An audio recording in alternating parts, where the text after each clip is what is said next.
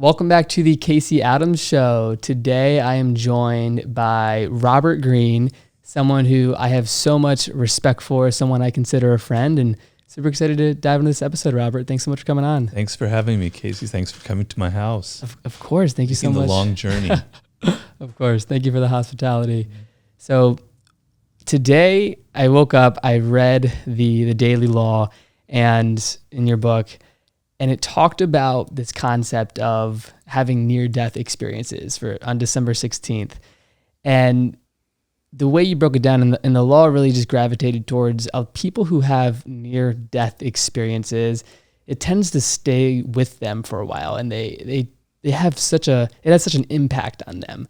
I would love to hear your perspective on, this daily law, near-death experiences, and as you say, confronting your mortality, because it's to hit home with me today as I read that, and I'd love to start here on this conversation. Well, you're so young, but it's never too young to begin confronting your mortality, I can tell you that.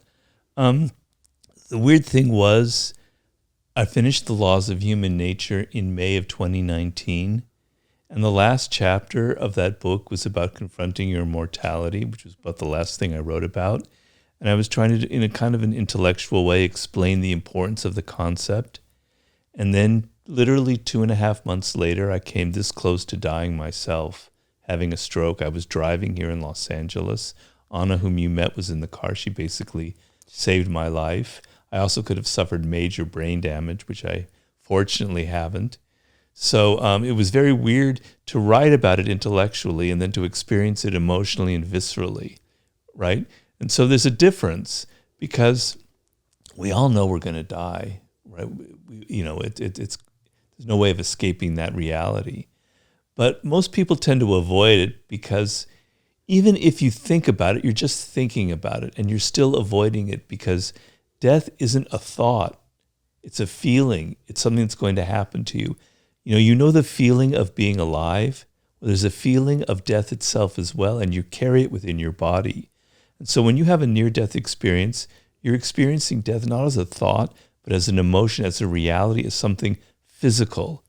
And for me personally, I literally felt in that moment like my bones were dissolving. Wow. Like the thing that holds you together is like melting. And that at some point, I was just like, the life was coming out of me. I also had a moment where I was kind of looking down from above and seeing my family, et cetera, and kind of having this sense of, well, everything's going to be okay. Life will go on without you and everything will be all right. But afterwards, that physical sensation of life leaving me kind of stayed with me. There was also a strange taste in my mouth as well. And to this day, not as often as when it first happened, it's now 4 years ago, I still have that feeling. And so what I try and tell people is confronting your death can be actually an incredibly positive experience for you. You need to be able to look at it square in the eye and not run away from it and not turn it into this kind of thing in the back of your head. Oh, yeah, someday. Like, you're in your 20s, I assume. Yep, 22. You have 22? Yeah, 22. Oh, my God. Jeez, that's insane. Oh, my God. I remember you. I think when I met you, were like 19. Yeah, and with drama, I was 19 then. That was 2019. How can you be so young? That's not fair. Anyway, this idea that you got this vistas of time, decades, ahead of you. You don't have to think about it. But it's not true. It can happen at any moment. And so confronting it is actually a liberating experience because, first of all, it gives you a sense of urgency. Casey, I'm 22, but I don't have 20, 30 years to realize my goals. I could die tomorrow. I need to hurry up. I need to get things done. I don't want to die with this feeling of I could have done so much more, which is the worst feeling of all. It also makes you really, really appreciate every moment, I look out now and the world around me has a different intensity than before because I know that I'm not here to see it anymore. But the thing is you have to translate it into something physical. It can't just be a thought. You have to feel it in your body. And in that chapter that I wrote in The Laws of Human Nature, even though I had never gone through that experience, I talk about how you can translate this into a visceral connection to the fact that you are mortal and that you're going to die someday. And it's a very powerful, liberating experience. Absolutely. And you having that experience, is it something that you still think about every day, or how have you gone about your life since then, and how have you changed your actions? Well, it's not a morbid feeling. It's not like, oh, death and ghosts and skeletons and cemeteries. It's not a morbid thing. But, I meditate every morning for 45 minutes. I've been doing it for 12 years now. And this morning, as in most mornings, I have this fleeting thought of, this is all going to disappear from you someday, right? And Yep. I try and translate whenever I have that in my meditation into something kind of positive. And so this morning it was, you're looking out on a world, look out the window, and there's a hill in the distance and trees, and I'm going, this is going to still be here when you're gone. This is just the world as it is.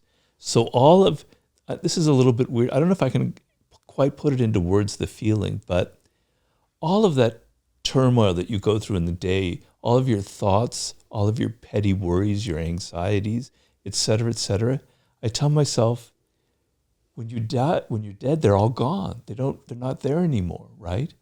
And so what does it matter that you're sitting here fretting about what might happen tomorrow, about your taxes, or whether somebody likes you, whether you're getting enough attention on Instagram? It's all going to disappear with you, right? Yep. And so it's a weird feeling, but it can be very, very powerful, And so I don't dwell on it, but it crosses my mind every now and then, and it kind of snaps me to attention, and it makes my eyes open and makes me go, God, yes, I don't need to be anxious anymore. I've already come this close to dying. I had that feeling when I wrote the book with 50 Cent, because he came even closer to dying than I did. He had somebody shoot him from like that range 9 times, into the side of his head. Wow. And this is somebody who doesn't have anxiety. He doesn't have any fear, which is what the book is about, And when I was around him, I could feel that sense of fearlessness and lack of anxiety. And I really admired it. I don't have it to his extent, but my near-death experience has given me that same kind of sensation. Absolutely. Well, I saw this video recently, and there's this guy I follow on social. His name is Prince EA, and he talked about this.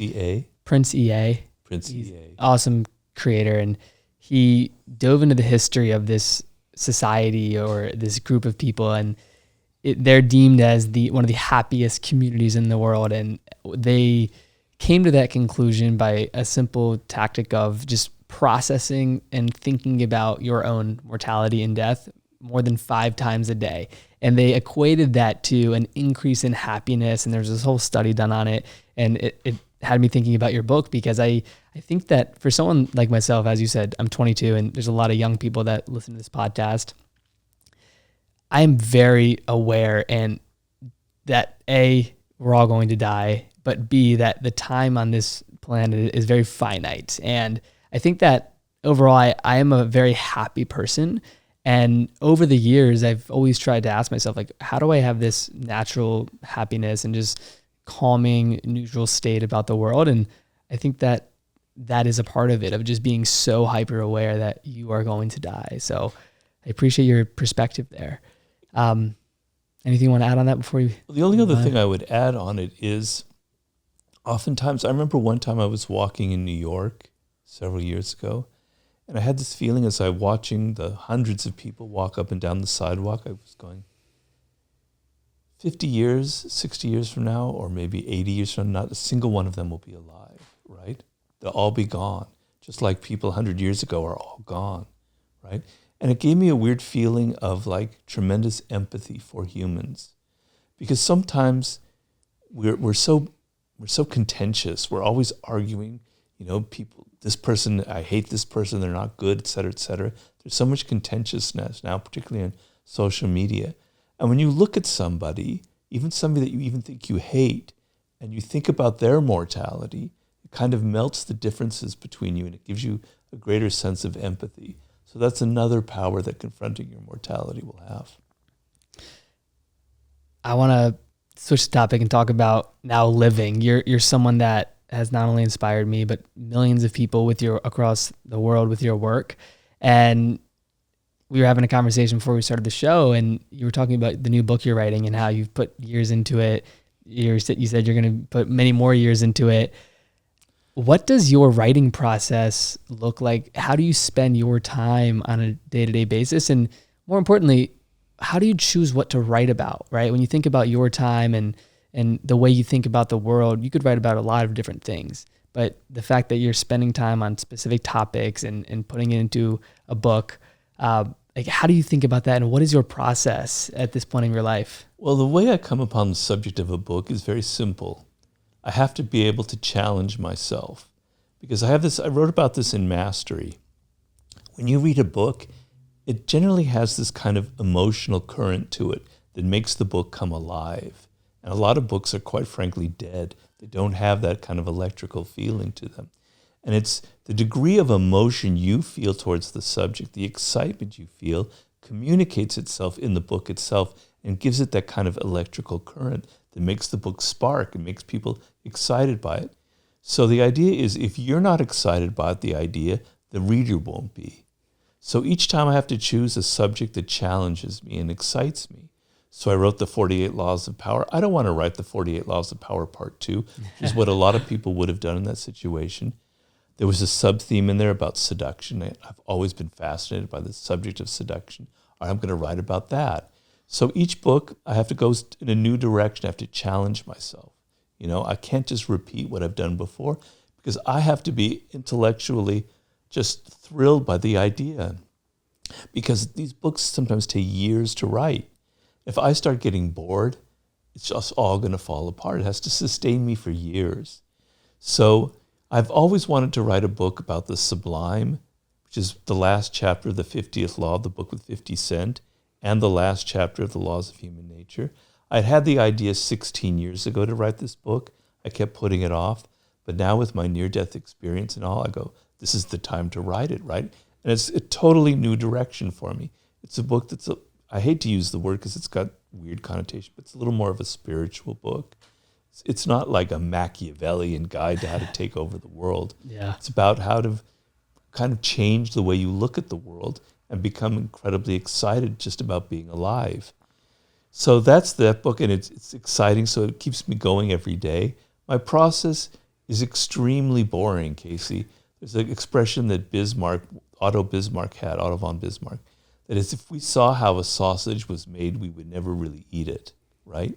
If you saw how a book was made, you would probably never read it because the process is really boring and it's very laborious. So I read hundreds of books of research.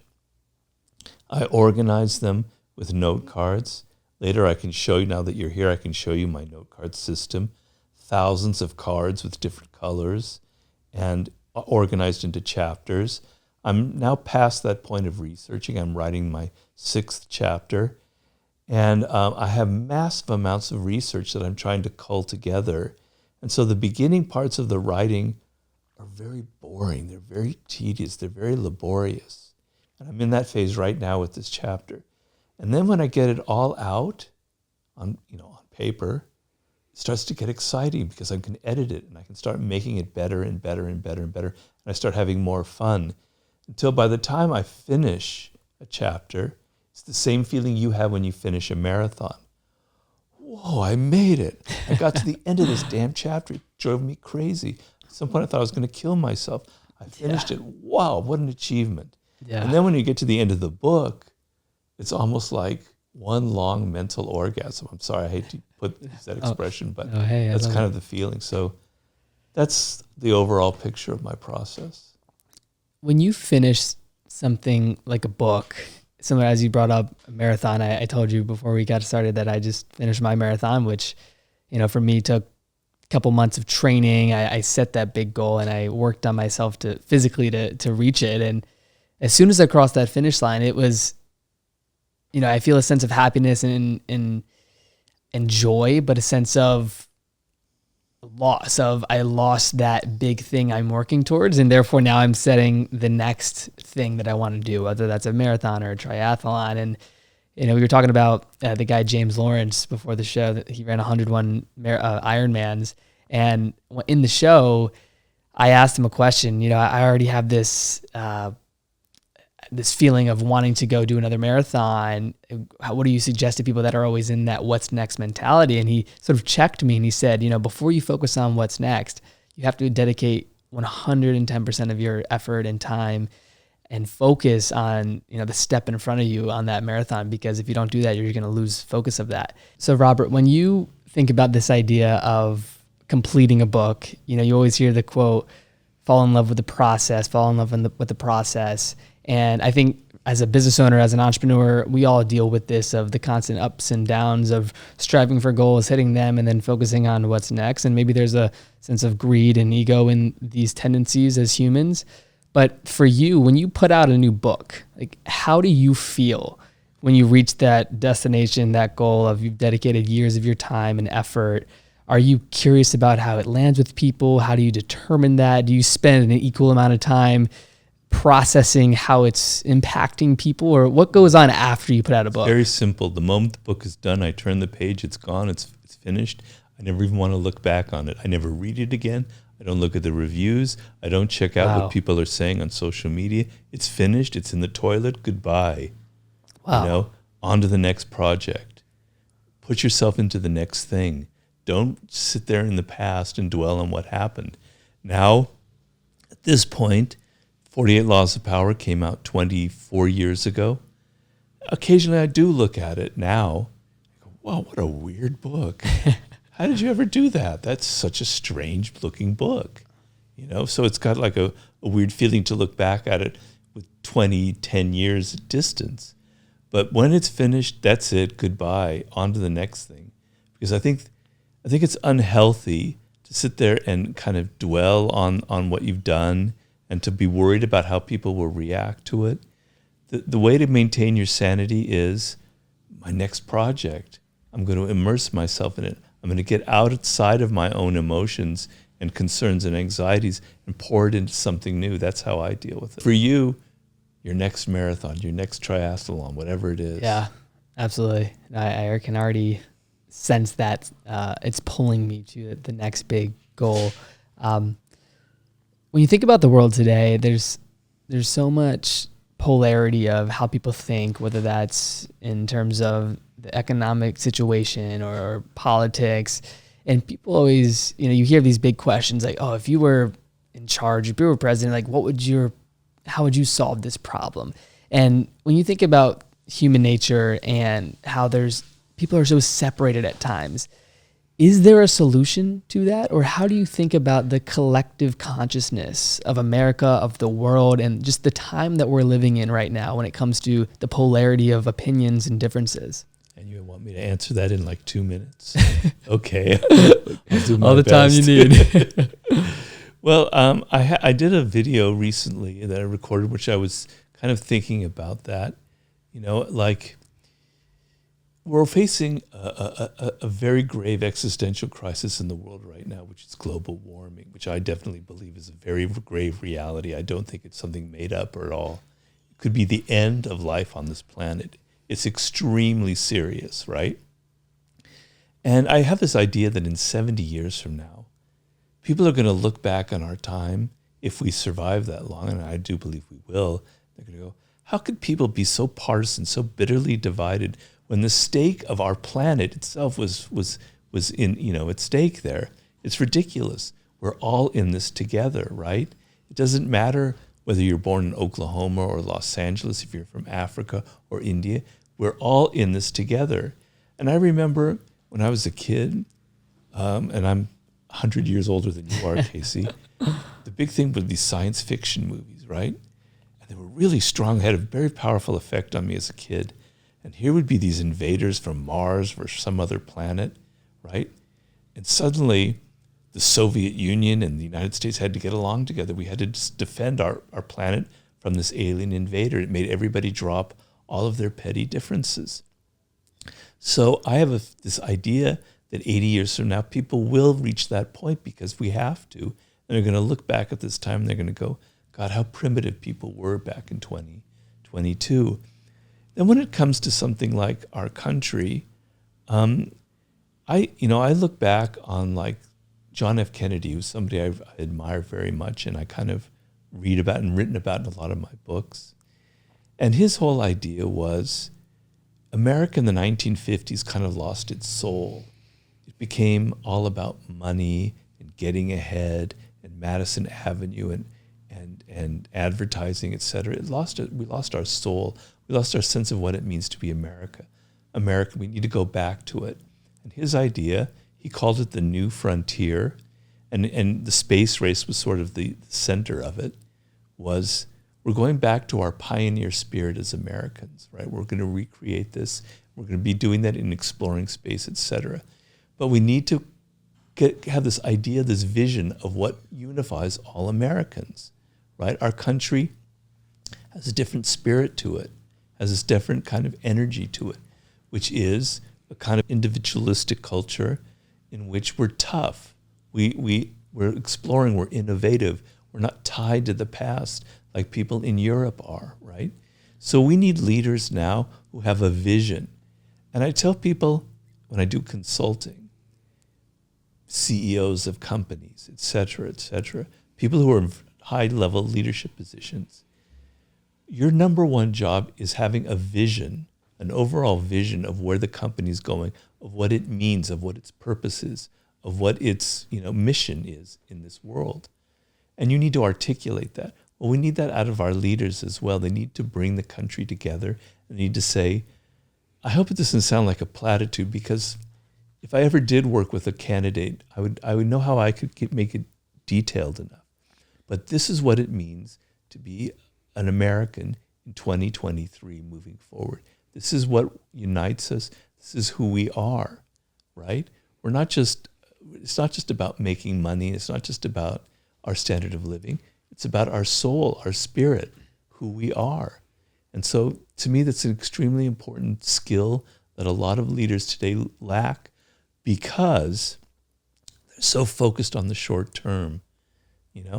I was on the board of directors of the company American Apparel, which, completely collapsed some 7-8 years ago. And I saw how this problem happens, where in business, you can only think of like the quarterly report about where things are going to be in 4 months. And I kept trying to tell Dove, the CEO, let's think of what American Apparel will be like in 2, 3, 4 years. Fashion changes so quickly.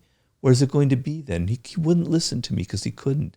The pressures were so intense. And these are the pressures that our political leaders feel as well. They have to think about the next election in the following year. They don't have the space to articulate these overall visions. So that's sort of how I see the problem. When you think about that in business as well, talking about seeing the collapse of American Apparel, when you're speaking to a lot of these leaders of companies, when you do consulting in a sense, in your eyes, what creates great leadership, and what would your advice be to young leaders that are looking to embrace leadership as they move throughout their careers and have a bit of an advantage from what you've experienced, good or bad? Well, it's very difficult to be a leader today in the world. It's much more difficult than it was 50, 60 years ago. And there's reasons for that I could go into. I don't want to take up too much time on that. But so you have to be very sensitive as a leader nowadays. You can't just be sitting back in your office expecting people to respect you, expecting people to listen to you. One of the reasons why it's so much more difficult to be a leader now is people have so much less respect for authority. That's particularly something that's happening in the younger generations. There's a good side to that and there's a bad side to that. Sometimes there are people who are in positions of power who know more than you do, who spent years working at it and they have genuine skills. You need to respect that. There are other people in positions of power who don't have that. They're just kind of bullshitting their way through life. And you don't need to respect them. You don't need to respect their authority. So as a leader, you have to have this attitude. I don't expect people to respect me. I don't expect their love. I don't expect their admiration. I don't even expect them to follow me. I have to earn it. I have to earn every single ounce of it day by day by day. I used to do a lot of horseback riding when I was a kid. And when you ride a horse, you understand something very basic. The horse is responding to everything that's going on in your body. It feels the tension in your legs. It knows this person's sitting on top of me. He's very afraid, or she's very afraid. They can sense what's going on in you, right? They know. And it's the same thing when you're a leader. It all starts from the top. So if you're afraid, if you're insecure, if you're not taking responsibility for it, if you're expecting other people to do things for you, everybody senses it, they feel it in the company, right? You set the tone, you set the spirit, not just by what you say, but by your whole body language, all that nonverbal stuff, right? So be aware of the fact that it all starts at the top. Your spirit, your energy, the things that aren't even in words are infecting the entire group, right? So be conscious of that and infect it with the right spirit. Also, don't play favorites. That's one of the worst things about leaders. Oh, you treat some people, you pick on some people and you have favorites because for whatever reason they're better looking or you like them, et cetera, et cetera. Treat everybody the same, treat everybody fairly, and then it gives people a sense of overall fairness in the group, and they love that, right? Also, work harder than other people. Don't be sitting back in your office and telling people what to do and then making them put all the hard work in. They have to see you putting in longer hours than anybody else. And if something goes wrong, take responsibility for it. Don't look for scapegoats. So, sometimes it's painful because you don't want people to think that you're fallible. But if a mistake goes on, you stand in front of the group and you say, I was responsible for that. That was my mistake. I'm sorry. I fucked up, etc. People love that in a leader. They love that kind of humility. Those are the elements that today make for a quality where people will go, I want to respect that person. I want to work harder for you. So, people have willpower. They have their energy. You can either pull them like a donkey. Come work for me. Berate them, yell at them, blah, blah, blah. They're going to give you half the energy like a donkey will.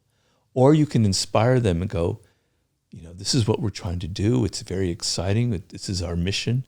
We're changing the world. Let's all get together. I'm working harder than anyone. They want to work harder for you. Their energy and their creativity is engaged. And that's just so much more powerful.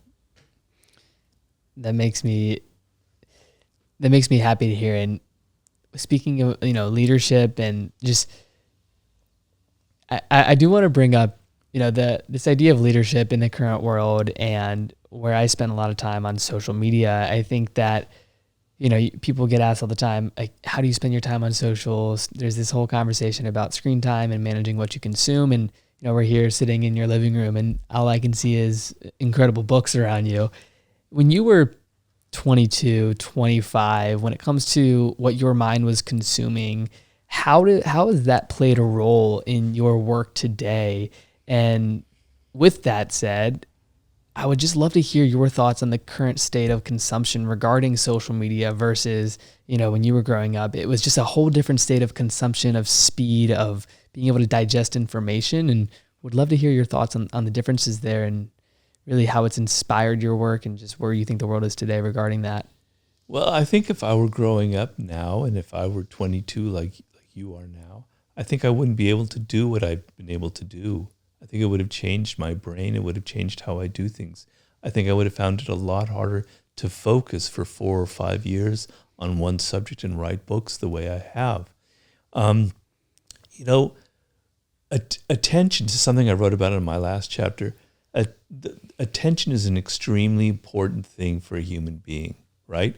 What we think about becomes who we are. So if we think constantly about bad things, anxiety, etc., that kind of creates who we become, right? And then we end up creating our own circumstances. Okay? So what you attend to, what you think about, plays an incredible role in your life. And if your attention is continually distracted by this, that, or the other, that becomes who you are. You become kind of this divided person who can't focus on anything. So when I'm working on a book, I'm bringing my whole body into it, all the different parts of myself, all the different because, all the different parts of my brain, of my life, are coming together to write this book. But when you're not focused, when you're so distracted by social media, it's almost like a mirror that has broken and there's like 20 different pieces on the ground. You have 20 different personalities. They're not coming together, and it's very hard to get anything done. So when I was your age, I was reading a lot. I don't mean to say that it's superior, because that's very annoying for young people to think like I'm somehow greater because I grew up in this different era. There are better things about 2022 than there were about 1980 or whenever the comparable year would be for me. So don't get me wrong. I'm not preaching. I'm not looking down on you. I actually have a lot of empathy because it's affecting me as well. But when I was that age, I was reading constantly, right? And my whole thing was I wanted experiences. To be a writer, you have to have experiences. You just can't sit in a room and imagine things. You have to go out and you have to have you have to have love affairs that turn out badly. You have to go things that you fail miserably. You have to push yourself physically to the limits. I traveled around Europe. I was a bum with a backpack for several years. I worked in a hotel in Paris. I was a construction worker in Greece. I was a tour guide in Dublin, Ireland. I worked in television in as a trainee in London. So I tried everything because experiences were the ground for becoming a good writer.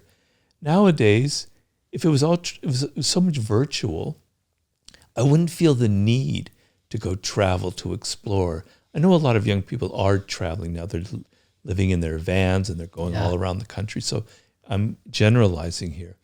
But if too much becomes virtual, you lose that connection to what it means to be a human being. When you're young, you should be going out and putting your life on the line. You should be doing 100 different things. You should be having all kinds of adventures, things that will enrich you later on and give you kind of a wisdom about life. You shouldn't be spending all of your time like this, with your phone. Absolutely. So that's the difference. It's so cool to just hear those glimpses of adventures for you. I'm sure we could talk all day about them. Is there one in particular that really made a profound impact on your life that you'd like to bring up today? Casey, I had some very good things going on. I can't even reveal all of them.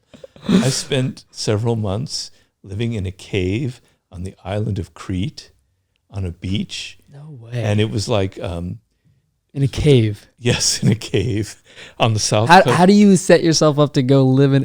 Did it happen by accident? Did you go say, I'm going to live in a cave? I was literally... I was 21, actually, I think at the time, maybe 22. So I wanted to go to Greece because I'd studied in college ancient Greek. That was one of my majors, and I love languages, and I loved ancient Greek culture and the whole thing about Greece. And I ended up in Crete. Crete's a mythical, magical place. And I had this backpack, and I'm wandering around. And then I go to the south of Crete, where there are no tourists or anything, and I encountered these Germans, because back in those days, Germans loved Crete, and they were a lot of hippies, et cetera, et cetera. And this one girl who I had a crush on, she took me to this beach, which ends up being kind of a nudist beach. So I wasn't living nude in this cave, so don't go. I'm not going to go that far. But there are literally these caves in the rock. You just set up your sleeping bag in the cave. And you've got this beach there, and there are restaurants nearby where you can get food, right? And it's in the summer, so you're warm. And you kind of made a pillow out of your clothes, et cetera, et cetera. And then you washed yourself in the ocean, and you washed your, and then you didn't have anything at night to entertain, but there was like 30 of us, so we were all having incredible fun at night. We didn't need a light. Yeah. It was one of the most intense, weird experiences. And then I took my backpack and I hiked through this gorge in the island of Crete. That was like the most euphoric experience of my life. It's like you're running the marathon. 20 miles of this backpack in the most beautiful location with all of this history, all of these owls flying around at night, all of this weirdness. I felt like I was on drugs and I wasn't taking any drugs. So that was one of the most intense experiences. And then working in the hotel in Paris, I can stop now. That was another great experience because I loved Paris, and this was a hotel where all of the models were staying. So like these incredible, great spot for young Robert. I was very young, That's where the Art of Seduction, the book for it, was laid. The seeds for that were planted. Wow. That was an amazing experience. But those were the two most intense moments, I think, in my memory. And you brought up something on that, just these experiences, they're euphoric in a sense. And I heard you talk about on a podcast with Tom Billy where you said, so many people take drugs and they'll do these things to feel a certain way of euphoria. And you talked about how the human mind is capable of achieving that without the need of drugs. I'd love to have you expand on that. Like, what does that mean? What does that mean to you? And how can people channel that amount of energy in their mind to experience life in a euphoric way whenever they desire? Well, it's the subject of the last chapter that I finished in my new book. That's just why I was talking about it with Tom. And don't get me wrong, I have nothing against drugs. When I was your age, I took everything you can imagine, right? Particularly in college. Yeah. So I'm not preaching against drugs. But the idea I'm trying to write in my Sublime book is you can have the experience of something awesome and something what I'm calling sublime without having to go live in a cave in Greece, without having to take mushrooms or peyote or LSD, etc. It's all in your head. You have all the tools that you need, right? So I try to, each of the chapters in the book, I give you exercises that you can use, practical ways to kind of reach these kind of what I called alter states of attention, okay? So in the book, I give all kinds of advice and ideas about it, right? I talk about this one incredible kind of mystic, whatever you want to call him, spiritual leader named Gurdjieff, an Armenian. And he had this idea that your level of attention, we were talking about it earlier, can lead you to these states of euphoria. So when you meditate like I meditate and you focus on one thing over and over and over again, either on a project or just in meditation, it could be just Om, the sound, whatever. It leads to very strange things happening in your brain, right? The level of focus kind of opens your eyes. It's so intense. It's so powerful. Pure focusing on one thing can change your brain chemistry and lead to that. Running, long distance running. I have the book I mentioned to you about bone games, how you can change your body chemistry. Do you realize how much of your mood and emotion and thinking are influenced by hormones in your body? Adrenaline, serotonin, dopamine. Dopamine was the hormone I was thinking about for long distance runners. You are a product of the physical chemistry in your body. Humans have the ability to alter their own chemistry. Animals do it as well. But you have the power to consciously alter your own chemistry. And doing mountain climbing and doing long distance running is an incredibly powerful way to do that. I also talk about how just looking at the world in a certain way, how you can train yourself to have what I call pure consciousness, where you're not thinking about thoughts, you're not thinking about words. Your mind is just out there in the world, seeing things in their immediate glory, just colors and animals and things. And I have ways of training you how to drop all of these things that what I call mediate your experience. I have one thing about pure vision, how looking and seeing the world can be almost a form of sex in a way, where you're getting such pleasure out of just looking at the world, just looking at all the variety around us, right? And going to these states. I have like hundreds of ideas about how you can enter these states without a single drop of alcohol or a drug.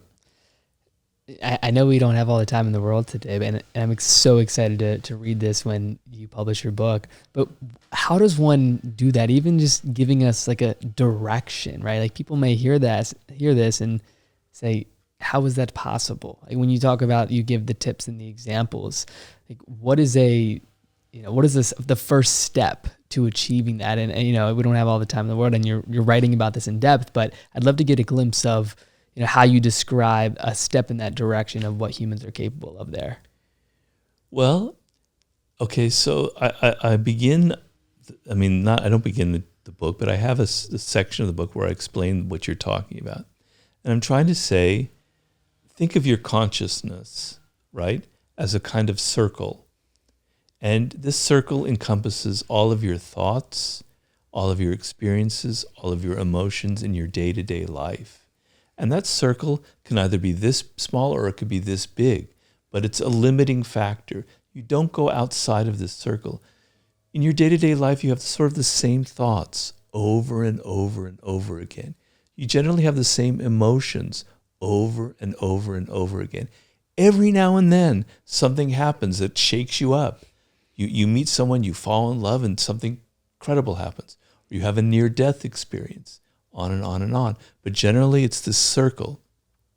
I'm saying this is a chapter about how to expand your consciousness beyond that circle, right? So first step is to be aware that you are limited. You are trapped in this kind of self-imposed prison where your thoughts and emotions are repeating themselves day by day by day. You want to step outside that circle, okay? So you have to be aware of that first and have the desire and the hunger for it. And then you have to realize that your circle is composed of your daily emotions, your daily thoughts, your daily feelings and sensations. All right, I've got to have new ones. I have to try different things, okay? So just to take the example of thinking, you tend with your social media, etc., and your friends to always have the same ideas. You live in an echo chamber of the same ideas over and over again. And man, is it oppressive. After a while, it feels like you're in a prison, right? Okay? Break out of it. Read a book that has nothing to do with anything you've ever heard of in your life. You know, yeah. Go pick up something from the Middle East, from the 12th century, from the Sufis, right? Brilliant people. Or go pick up a book from the ancient world or from some writer you've never even heard of. Go explore, open your mind. Go listen to some podcast of somebody that you would normally never listen to, okay? Be adventurous, not just in your body, but with your mind, right? Expose yourself to different kinds of intellectual food, right? Just be aware that you're living inside this circle of consciousness, and you choose to live in that. You can choose to break out of it at any moment and experience the world on a different level, okay? I mean, Casey, it's a very long chapter. I have 100 other ideas I can go into. Yeah, no, this is great. And then I could ask questions all day about this one topic, but we won't. And again, I'm excited to read the book. But a couple more questions before we wrap up, Robert. This idea of where the world is going, something that has been very intriguing for me as of recently, has been AI, artificial intelligence. Are you familiar, or do you spend time researching or studying what AI is doing to the world, and kind of what's your thought process on AI overall in terms of the impact positively or negatively? Well, I'm not an expert on it, so I don't like talking about things that I don't know that well, but I do know that that technology is not just this sort of neutral thing that's out there. We create it, we build it. It reflects the human spirit, the human mind. And so what we build in AI will be coming from us, right? So this idea of the singularity of robots that are going to take over, they're going to have higher levels of consciousness than we are. I don't necessarily believe all of that, because all of our frailties that I dissect in the laws of human nature are going to be inputted into AI. We can't escape that. We are who we are. And so our biases, our prejudices, all of the nasty stuff about human nature is going to filter its way into AI, just as it filtered its way into cryptocurrency, just as it filtered its way into the internet, you know? Yeah. So it's inevitable. Look what people are doing in China, the scary part of AI. So I don't deny that there's a liberating, exciting element, a frontier of some of the things that we could do based on this technology, which is a tool that we can have. Some of the things for art, for creating images, etc. It's fantastic. I don't look down on that. But the scary side is so fucking scary that I almost don't even know if it's worth it. And I'd love to hear your perspective as a writer when it comes to things that can, create poems and scripts and songs within an instant that are, derived from us, yes, and what's out there. But it's very fascinating to think about just the future of that. And I'd love to get your perspective on it. I read an article recently about how AI is this chat thing you're talking about is going to get rid of like high school English and writing papers. It was an article by an actual teacher of English at high school, and how students were turning in these papers that he could not decipher whether it was real or not, right? Yeah. So what are you going to do in the future? You can't sit there and determine whether they got it from this chat or not, right? So he's saying it's going to be the death of teaching a subject like English. And the scary part of it is it's going to make people not develop their own writing skills, right? So the sad part about human nature is we're so focused on the end game, on writing a book, on getting attention, on making money, et cetera, that we forget that the process is what changes us. So when you develop your own writing skills, as you should be doing in high school and in college, and once you're finished with college, it changes your brain. It alters your brain chemistry, right? You are learning, you're developing a skill that involves the entire picture, right? And writing is a very arduous process, which you have to face a blank page. You have to create something from nothing. And it's a very difficult process. It can be very frustrating. It can be very depressing. But you have to go through that. You have to develop those skills. And that's what's going to create great literature and great things. So I'm sorry, but I don't think chat, whatever it's called, is going to be able to create a novel as brilliant as something that Dostoevsky created. Because it has the kind of rote things where it puts the sentences together, but there's not a spirit behind it. There's not one single human being with their own spirit, their own energy, their own experiences behind it, right? So if this chat thing was given the prospect of writing the 48 Laws of Power, it could probably do it. It could probably give it the themes. It could write it, but there would be something missing. It'd be like a food that was created by some piece of technology, but wasn't like a chef putting in their own spices and giving their own individual spirit to it. Something would be lacking. I had all of these horrible experiences in Hollywood, with horrible psychotic bosses who were mean and manipulative, right? I put them into the 48 Laws of Power with a vengeance. I'm sorry, but your AI isn't going to be able to do that because they're not having these experiences.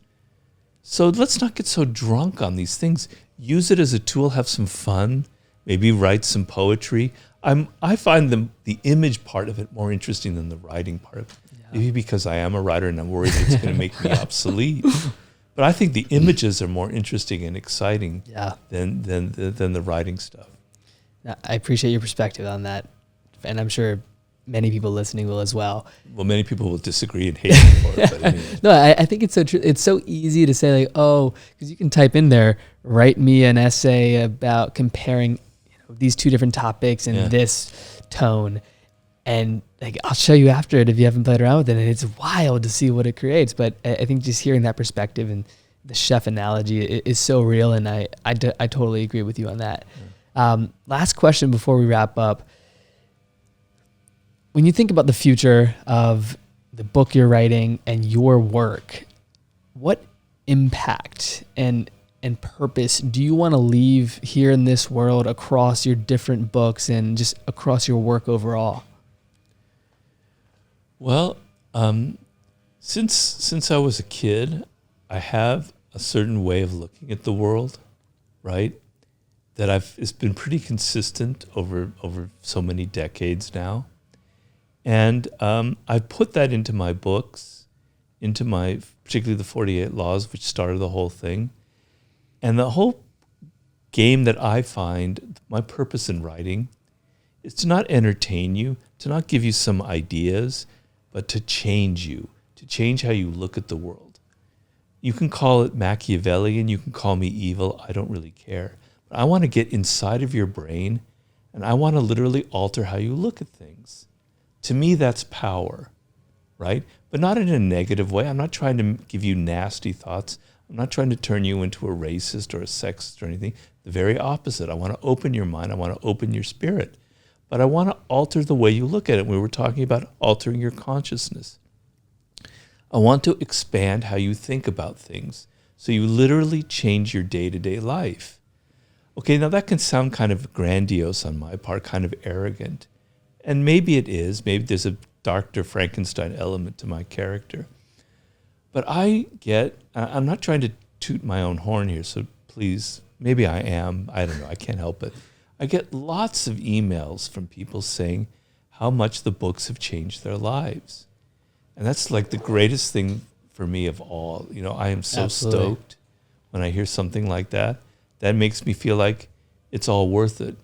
Because when I write books, you know, literally writing is what created my stroke. You know, I put too much stress, too much energy, too much focus into it. But I get a reward from it in the sense of you have changed how I think about things. And if 50 years from now, long after I'm gone from this planet, it's still having that effect on people, that to me is a form of immortality that I can have and I'm extremely happy about.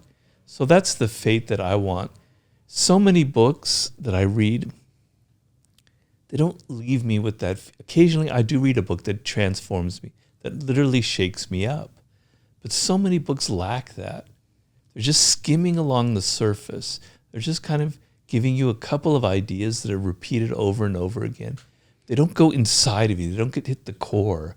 I want to go inside of you. I want to like hit you here and literally alter how you look at the world. So I can't remember what your question was, but is that it? You answered it flawlessly. Just All right. what impact and how do you want your impact, work to impact people? And very well said. Okay. Well, Robert, I just want to say I genuinely appreciate your time today. I know we've had the pleasure of having you on the podcast once before where we dove back really into your story. And if you're listening and you want to hear more of Robert's story and what led him to becoming an author, we talked about that before, but I really enjoyed this conversation. And I just want to say thank you so much for taking the time today. Oh, no, my pleasure. My pleasure. We'll have to do it again. Absolutely. Well, everyone that is listening, thank you so much. And Robert, last thing, where can people follow you and stay up to date with your new book that, you know, will be coming out here in the near future, whether that's a year or 2 years, who knows, but how can people stay up to date with it? Well, after I ran it all so much against social media, I'm now going to tell you all the things that I'm involved in. I have an old website. I mean, really, really old. That's powerseductionandwar.com. The and is spelled out. powerseductionandwar.com. There you'll find links to my now 7 books that you can buy. Also have links to my Instagram, my Twitter, my TikTok, my YouTube, all the things that I was telling you not to pay attention to. Yeah. I'm immersed in. So you're on there. All those things, as well as a link for contacting me. But please understand that my time is limited. I read your emails. I don't necessarily have the time to respond to them all. But that's the main gateway to kind of know about my world. Absolutely. Well, I will be sure to notify people as well whenever the book does come out. It will reference this podcast. So Thank you so much again. And I'll make sure to link that all down below if you're listening or watching. And last but not least, please make sure you subscribe and I will talk to you guys soon. Thank you so much.